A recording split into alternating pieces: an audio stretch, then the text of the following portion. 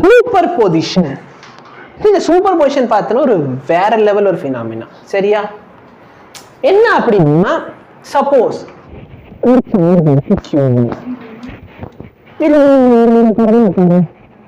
சரி இப்ப நல்லா கியூன்னு சொல்லி ஒரு சார்ஜ் வச்சுக்கோமா. கியூன்னு வேணாம், கியூன்னு சொல்லி சார்ஜ் இருக்கு. What is the force of attraction between the two charges?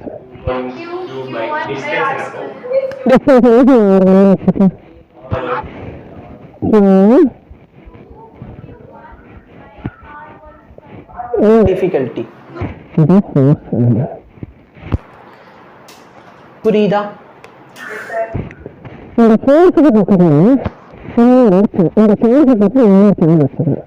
இந்த சார்ஜ் என்ன சொல்லலாம்? எனக்கு ஓகே, எனக்கு ஓகே, ஐ எம் ரெடி. நம்ம ரெண்டு பேரும் ஆக்கிக்கலாம். எவ்வளவு ஃபோர்ஸ்?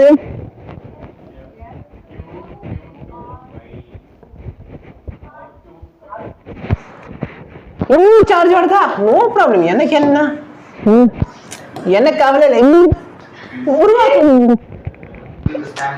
ஹைலைட் என்னன்னு பார்த்தனா ஒரு ஃபோர்ஸ்.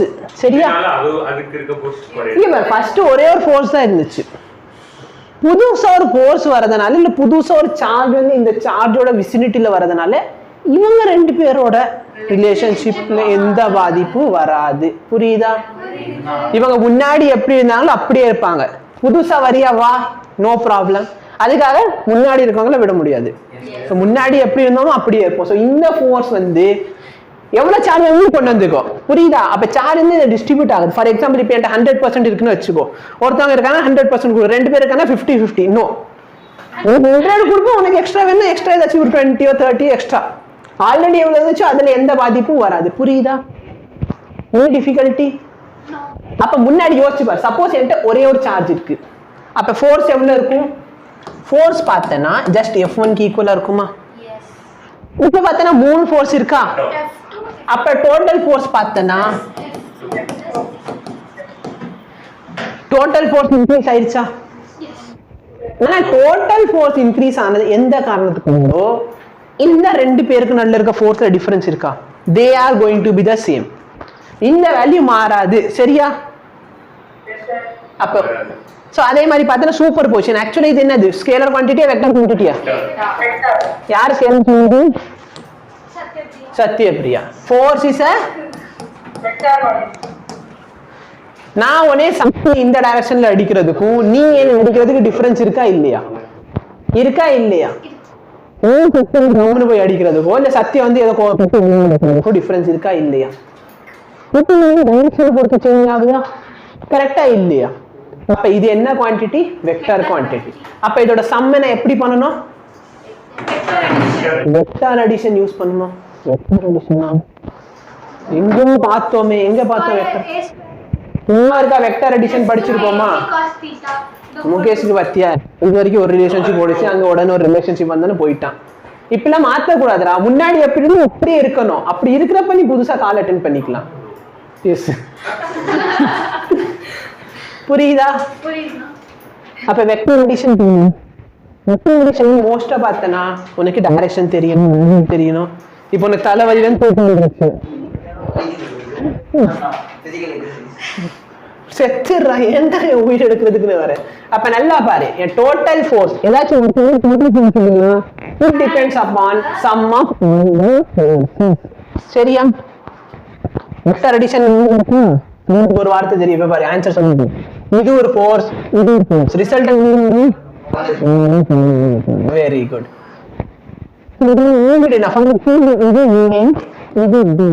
ரிசல்ட்டோட மேக்னிட்யூட் என்ன?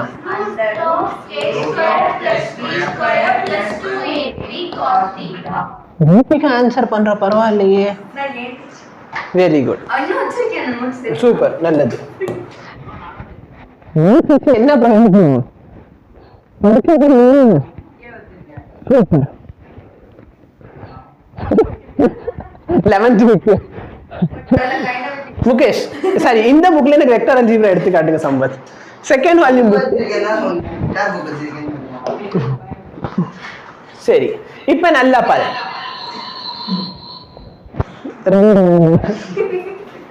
Okay. Q1 exert some force on second charge Q. Or charge into Q1. The Q1 person second charge Q2 force of attraction or repulsion. Okay. இப்போ பார்த்தீங்கன்னா மூணாவது சார்ஜ் Q2 பக்கத்துல கொண்டு வரும். மூணாவது சார்ஜ் Q2 பக்கத்துல கொண்டு வரும். இப்போ மூணாவது சார்ஜ்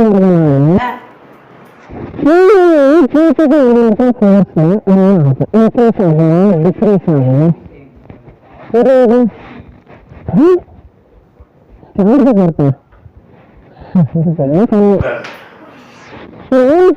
முன்னாடி இருந்துச்சு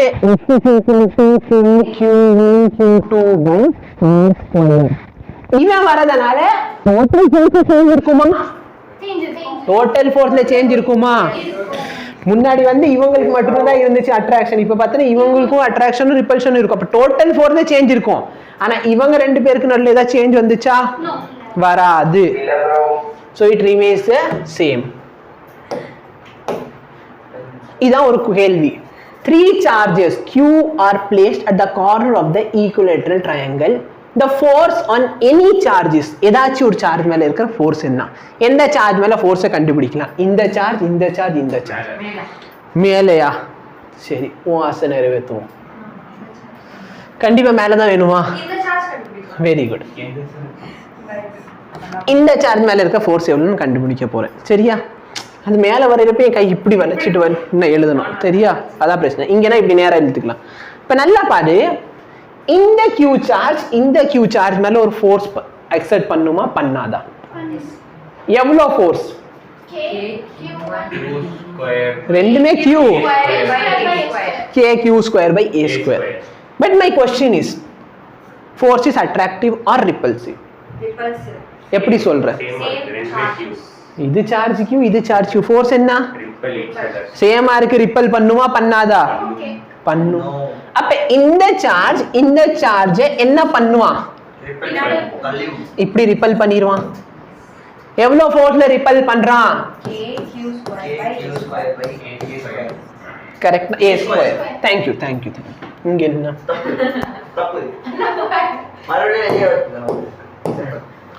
ஹேங் ஆயிடுச்சு சம்பத் மாதிரி. KQ2/A². இந்த Q சார்ஜ் இந்த சார்ஜை அட்ராக்ட் பண்ணுமா ரிப்பல் பண்ணுமா? ரிப்பல் பண்ணும். அப்ப இந்த சார்ஜ் எந்த டைரக்ஷன்ல அனுப்பும்?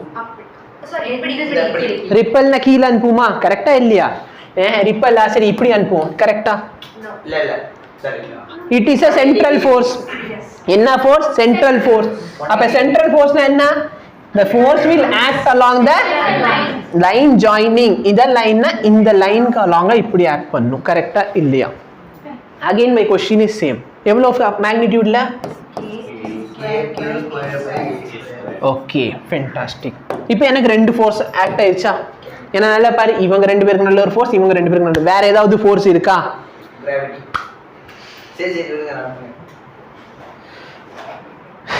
நல்ல கொஸ்டின். ஏன்னா இந்த இடத்துல கிராவிட்டி எடுக்கக்கூடாது? ஆப்வியஸ்லி ஒரு சார்ஜ் இருக்குன்னா கண்டிப்பா அதுக்கு ஒரு மாஸ் இருக்குமா இருக்காதா? சார்ஜ் இருந்தா மாஸ் இருக்குமா இருக்காதா? மாஸ் இருந்துச்சுன்னா கீழே ஒரு mgன்னு ஒரு கிராவிட்டி ஃபோர்ஸ் ஆக்ட் ஆகும். ஏன் நீங்க அதை எடுக்கல? நியாயமான கொஸ்டினா இல்லையா? கண்டிப்பா மாஸ் இருந்தா சார்ஜ் இருந்தா மாஸ் இருக்கதா செய்யும். அது ஒரு எலக்ட்ரானோ புரோட்டானோ. அப்ப மாஸ் இருந்தா கிராவிட்டி ஃபோர்ஸ் ஆக்ட் ஆகுமா ஆகாதா? அப்ப என்னத்துக்கு நீங்க எடுக்கல? நல்ல ஒரு கேள்வி. நோ, நல்லா பாரு, இந்த இடத்துல ஆக்ட் ஆகிற ஃபோர்ஸ் KQ2/R சம் A². இந்த இடத்துல mgன்னு வச்சுக்கோ. சரி, இதுக்கு நடுவில் பார்த்தோம்னா ஒரு கிராவிடேஷனல் ஃபோர்ஸ் இருக்குமா? இதை நான் எப்படி எழுதிக்கலாம்? GMM/R².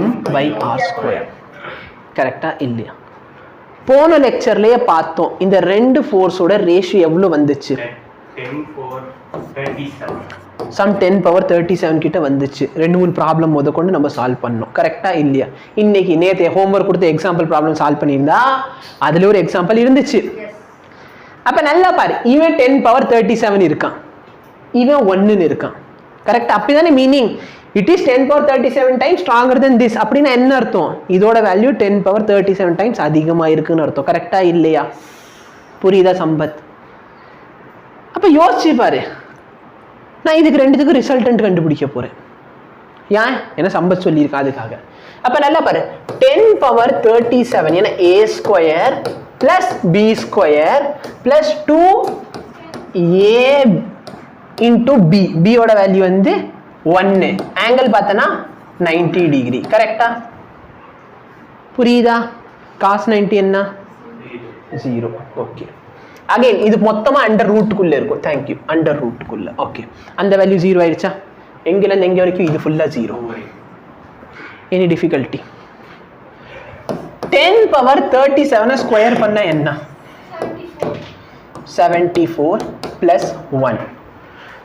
What is 10 power 74? 1 0 0 0 0 0 0 0 0 0 0 0 0 0 74 க்கு அப்புறம் பிளஸ் 1 பண்ணுவேன். அப்ப ஆன்சர் என்ன இருக்கும்?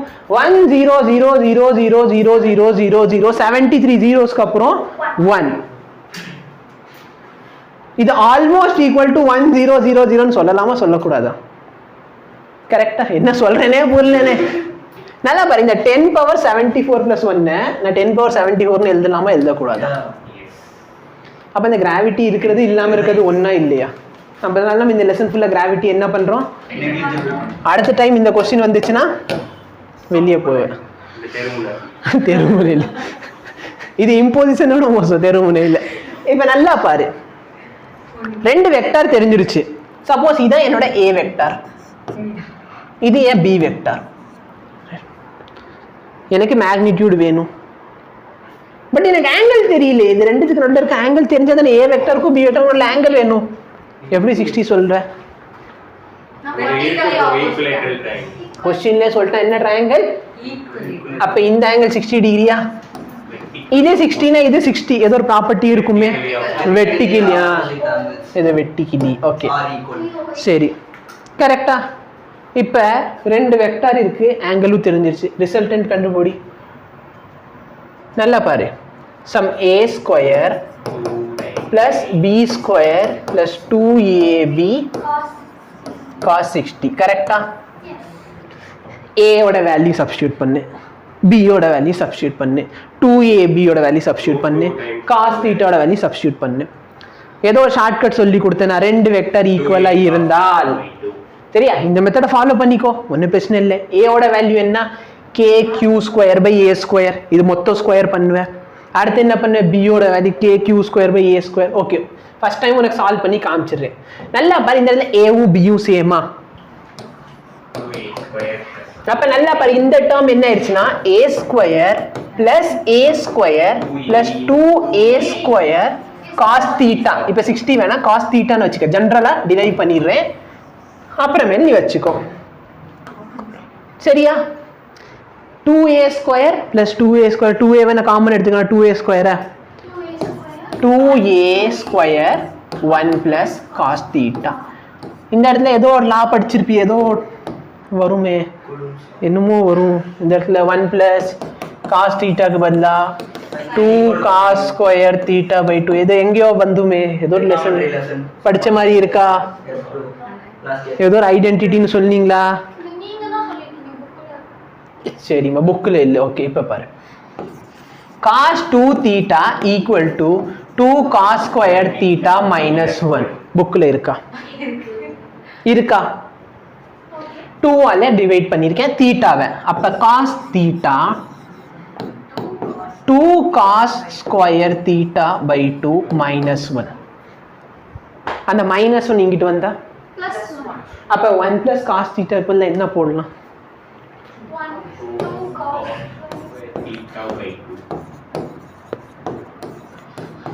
நல்லா பட் ரெண்டு 2க்கு ஒரு 2 வெளியே எடுத்துக்கோ. a ஸ்கொயருக்கு பதிலா a, cos ஸ்கொயருக்கு பதிலா இதுக்கு மேலேயும் ஷார்ட்கட் சொல்லி கொடுத்தேன்னா cos θ 0 டிகிரி இருந்தால் ஸ்பேஸ் இருக்காது, ஞாபகம் இருக்கா? cos θ θ ஈக்குவல் டு 0 இருந்தால் நல்லா பாரு cos θ என்ன ஆயிரும்? cos 0 1. அப்ப ஆன்சர் பார்த்தனா 2a வா? அடுத்து பார்த்தனா θ வந்து 60 டிகிரி, cos 60 எவ்வளோ? cos 60 எவ்வளோ? cos 60 சரியா? இங்க 60 போட்டுக்கோ. 60 by 2 என்ன? 60 by 2 என்ன?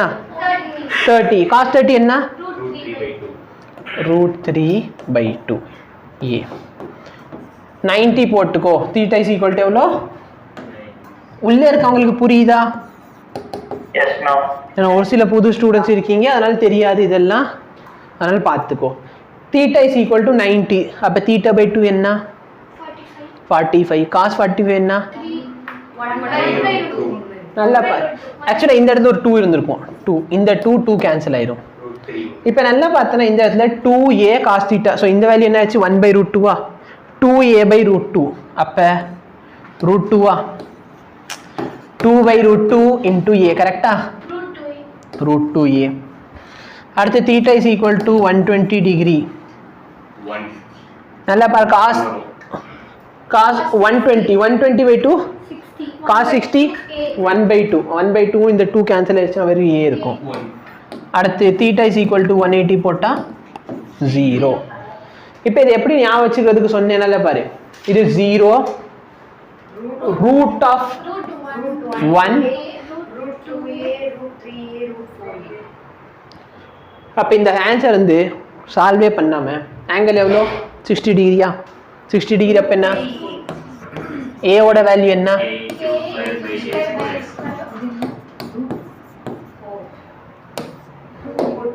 Into 14. பார்த்தாச்சுடா பாப்பா 2 வந்து √4ன்னு எழுதலாமா